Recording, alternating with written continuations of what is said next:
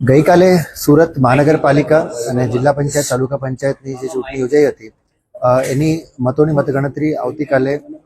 સુરત મહાનગરપાલિકાની મતગણતરી